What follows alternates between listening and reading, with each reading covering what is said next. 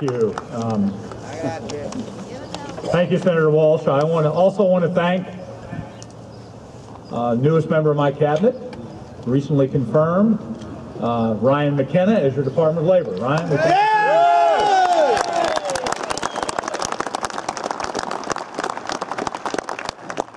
I guarantee you he knows what it's like to work, and in this administration he will never forget what that's like. We make him work 2 shifts a day now. You know, it is always an honor to be in the company of the most highly skilled, hardest working, and most productive workers in the world.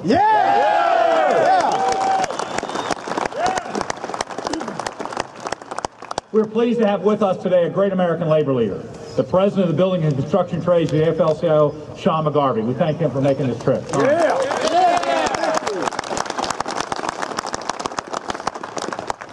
2 years ago, at the Liberty Memorial in Kansas City, the World War I memorial over there, Sean and I joined with the Canadian ambassador, Gary Doer, to send a clear and united message about the need to create high-paying jobs and working families and strengthen North American energy independence.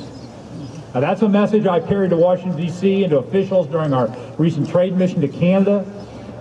Quite frankly, instead of importing oil from unstable parts of the world, our working men and women were ready to build a more secure and prosperous future right here in North America to get energy, build it, and build it union. Now, keep it here. Why do I say that? It's because we've done that. Now, yesterday I had this great opportunity. I visited Chariton County up north of here, where it's a lot cooler than it is today, to meet with the workers up there who are building this pipeline. Okay, now this is a $2.7 billion project to go from Canada down to the Gulf. It will carry 600,000 barrels of North American crude through 11 counties across Missouri, creating 1,800 jobs and boosting our energy independence along the way. The reason I was there yesterday, that day we were in Kansas City 2 years ago, we had not turned a single shovel of dirt.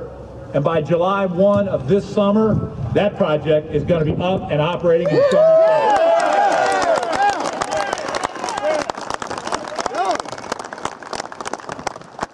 billion construction project, and we'll be able to take North American oil pressures at up to 1,500 pounds per square inch. When they need to build the best, they come to Missouri. When they need to build the best, they hire union.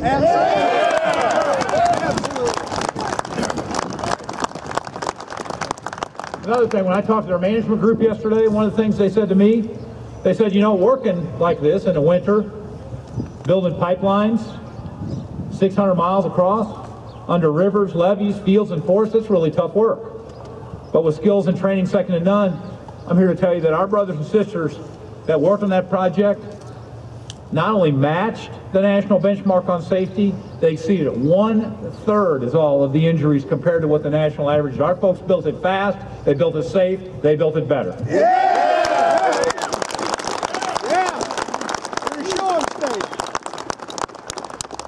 We stood on the side of North American energy and American jobs here in Missouri, and quite frankly, there is no reason why the federal government can't do the same and finally approve the Keystone XL pipeline. That's right.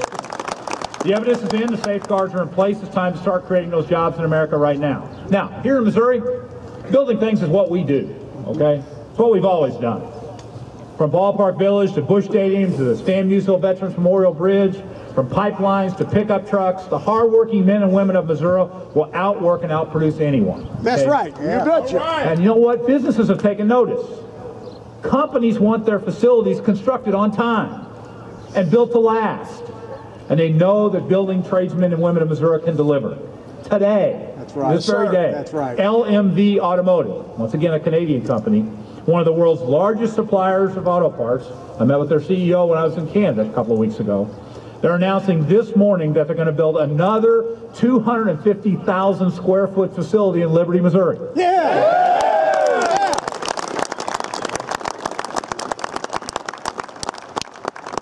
Last week it was GAF Roofing, North America's largest roofing manufacturer, which is building a $150 million, 300,000 square foot facility in Moberly. All right. All right. And I just got to brag for a second, because we all worked on this for a number of years. Earlier this year, over a span of just 4 days, we mark not one, not two, not three, but 4 major milestones that continue to lead to rebirth of the American auto industry. In that week, and I was in Detroit at the auto show, on Sunday, we unveiled the all-new GMC Canyon. That's being built at the General Motors brand new facility in Wentzville, a $500 million investment. $500 million investment there, okay? On Monday, Ford unveiled the all-new Missouri-made F-150, going to be made at Clay Como. Okay?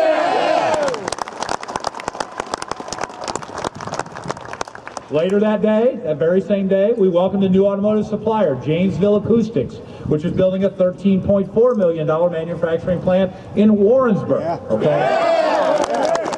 And on Thursday of that week, 4 announcement on Thursday, Ford celebrated the hiring of the 1,000th worker to build the all-new transit van at that billion-dollar facility that they're building, quite frankly, that they built with union labor. Most of you know I was there when we did the 1 millionth hour, okay?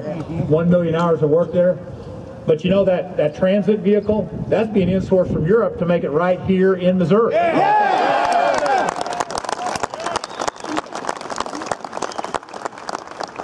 So you have proven what you can do.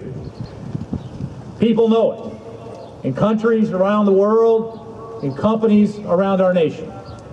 But unfortunately, the values that we've worked so long and hard for are under attack.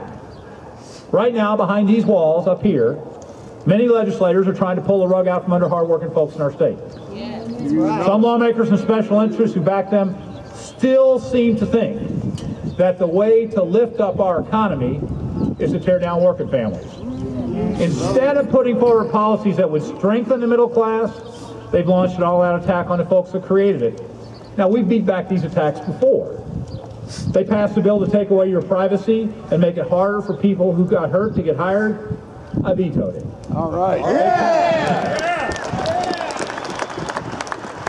They passed a bill to make it harder to get unemployment benefits when folks are out of work. I vetoed it. They passed a bill to make it easier for corporations to discriminate against and fire their workers. I vetoed that twice.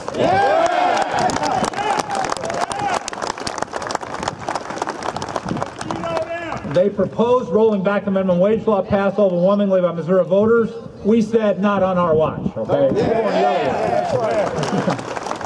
They even put forward legislation to weaken child labor laws. And embarrassed us throughout the nation and the world. That's right. As we speak, a bill is pending up there that would get rid of the prevailing wage and reduce the quality of public works projects following disasters. Here's their plan they're working on now. One of the things is to say that if there's a tornado or a natural disaster, that if we have to rebuild after that we should get rid of the prevailing wage? Folks, we need to, believe me, I've had my share of disasters, okay? I've rebuilt levees, I've rebuilt hospitals, we've been involved in rebuilding buildings and homes all over this state since I've been your governor. And when they are rebuilt after a natural disaster, they need to be built the best they can with the best workers in this state. We will not allow that to happen.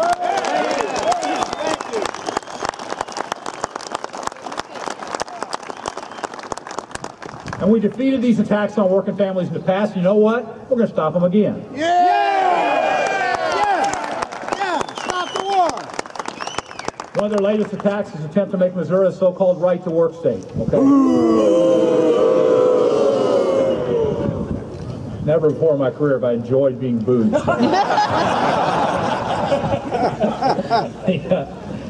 This latest attempt to make Missouri a right-to-work state is unnecessary and misguided. Right to work is wrong, and it would move our state backwards. Absolutely. Absolutely. Stop the war. Everybody here knows what would happen if that bill made it to my desk, okay? But if they try to go around me and put this wrong-headed legislation for a vote of the people, I will stand right beside you, and we will fight and win just like we did.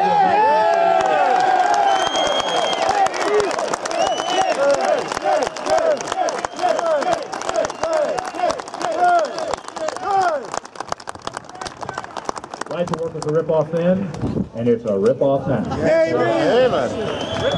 Organized labor benefits and protects all the workers in a workplace. And that cost should not fall on just a few. I may have turned my laborer's card in many years ago, But I know that an organized workforce is a safe workforce. An organized workforce is a productive workforce. That's right. An organized workforce is a workforce that is building America's economy. Yep.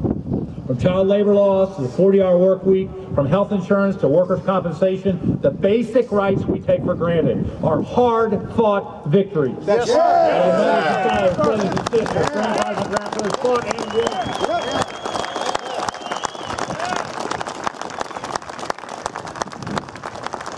You build our schools, you build our hospitals, you build our roads, and you keep this economy and make our world a better place. That's why we need your voices to be heard here in the Capitol today and every day in your communities. We will not let our brothers and sisters become casualties of an ill-conceived race to the bottom. We will not step aside and watch the rights of the many be snuffed out by the hands of the few. We will stand as tall and as strong as the most towering structure anyone here has ever built or worked on, and we will speak with one voice.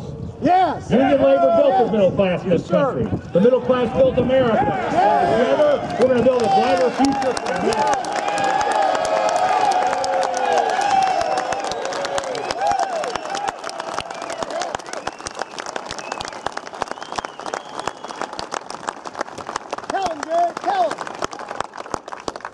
Folks, I got plenty of fight left. Yeah! And plenty of ink in my pen for whichever side of the bill needs to stand. There's two choices on the bottom of every bill, okay? That becomes a binary choice. I just ask you, with this august gathering today, with these great folks with us today, we have a responsibility to keep fighting for the people of Missouri. God bless you and the work we do.